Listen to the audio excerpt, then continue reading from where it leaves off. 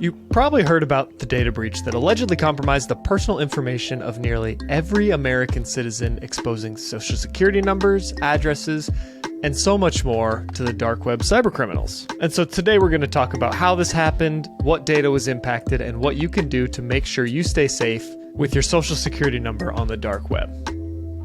Thousands of FlightAware users are now urged to reset their passwords after a configuration error exposed sensitive personal data for over 3 years. How did this FlightAware configuration error manage to leak user data for such an extended period of time? Cybercriminals are exploiting popular software searches to spread the FakeBat malware using malvertising campaigns and Trojanized MSIX installers to infect unsuspecting users. And finally, a recent survey by Tynes shows that 98% of large tech executives have halted their generative AI projects due to security risks. What strategic measures are CISOs employing to overcome the biggest blockers to AI implementation in their organization? You're listening to the Daily Decrypt. Hackers have allegedly infiltrated a company known as National Public Data, or NPD, to steal unencrypted personal information of billions of people, including social security numbers, addresses, and family member names. This breach, attributed to the hacker group US DoD in April of 2024, puts almost everyone at risk of identity theft. If your data was a part of this breach, which it likely is, people can access it or bid on it on the dark web so that they could open new financial accounts or take out loans in your name. Luckily, this type of fraud is very preventable.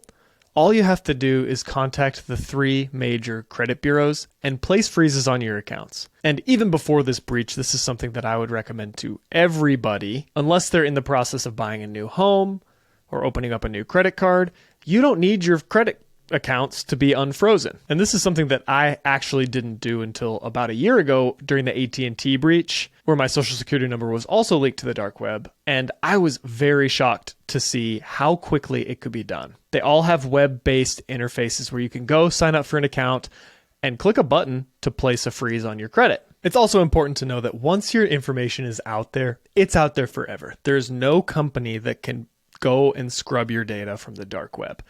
If any company is selling you that service, it's not a real service, it's a scam. Or if you purchase the services of a specific company under the impression that they can do that, maybe they're not actually selling that, but maybe that's what you're thinking they're going to do, they're not going to be able to do that. What they are going to be able to do is coach you through the process of placing these credit freezes and help inform you about what that will actually prevent. Alternatively, you can listen to this episode of the Daily Decrypt and continue to for these tips for free. But placing these freezes on your credit essentially just prevents people or entities from running soft or hard credit checks against your credit, which is the barrier for most lines of credit, like new credit cards or home loans. And so by proxy, it prevents new home loans and new credit cards from being opened in your name, which is one of the biggest risks for having your social security number out there. Now, if an attacker is really motivated to get you personally, they can use that information to do all kinds of damage, primarily in information gathering about you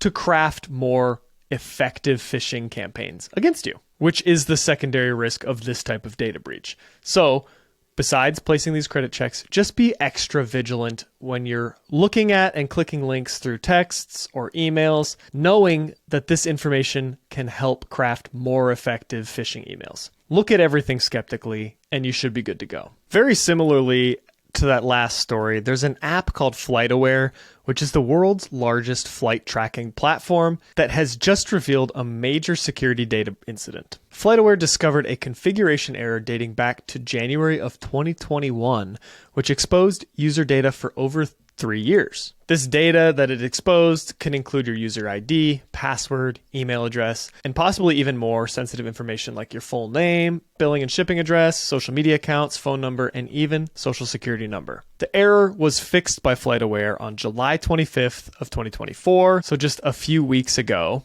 but the breach's duration leaves significant room for potential misuse of your data, as we talked about in that last story. So if you have a FlightAware account, you'll need to reset your password immediately. If you log into the platform, it will prompt you to do so on your next login. But what they're not going to tell you is that you also need to change the password to every account that uses the password to your FlightAware account. And that's because the username and combo that was leaked in the FlightAware data breach will now be entered into every one of your accounts automatically. It's not a personal target.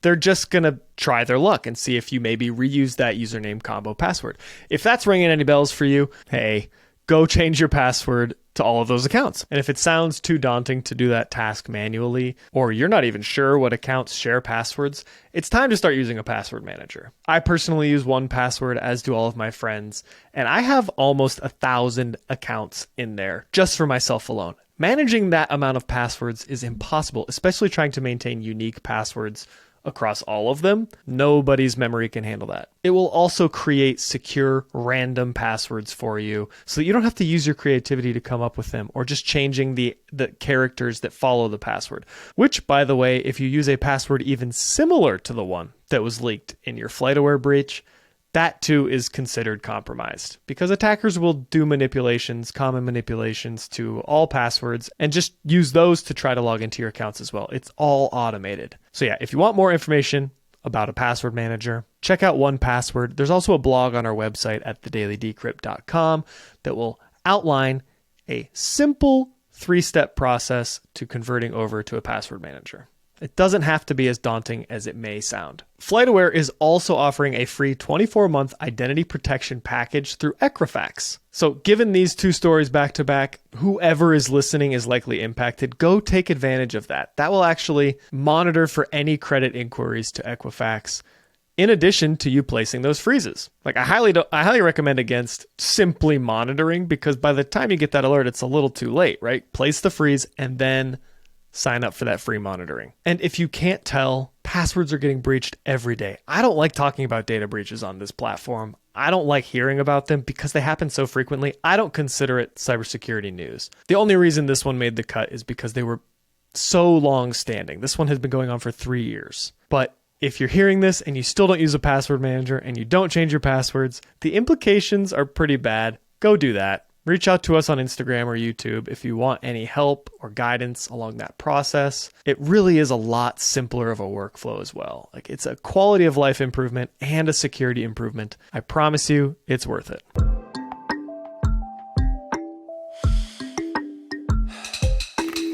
Cybercriminals are using popular Google searches to help them craft more effective info stealing campaigns. So what does this mean? They're letting Google tell them what people are searching for, specifically around business-related softwares. So for example, if you're going to Google and you're looking for a software that will help you manage personnel, or manage your tasks, or store your documents, etc., you're going to go to Google and you say, what are the best softwares for this type of business task? Well, Google will happily give you the information, if you look for it, about what is the most common things to search for around this space, right? So hackers are taking that information and they're creating fake websites that will offer you services in line with what you're searching for. These websites might be carbon copies of actual services that you could find on the web that would satisfy your search, or they could be new services. After they've created these imitation websites, they purchase Google ads to get those websites at the top of the search results, specifically for what you're searching for. Then within those websites, you're going to click a link that's going to download a malware called FakeBat. This malware will live in the installer for the software you're trying to find and download, such as Brave, like the browser, KeePass, which I'm assuming is a password manager, Notion, which is like a Confluence style thing, Steam for games, and Zoom for business meetings online. It's important to know that even if you know the software you're searching for, like, I'm looking for Notion, someone recommended it, you Google the words Notion, that first link, if it's an ad, can still be malicious. So not everyone is searching for what's a business software I can use to hold all my documents. Some of them are just searching for, hey, where do I go to download Notion? That download link you click from Google, if it's a paid advertisement, could be malicious. And we always say it on this podcast, just don't click ads if you don't have to. That's one of the best ways you can avoid this type of thing.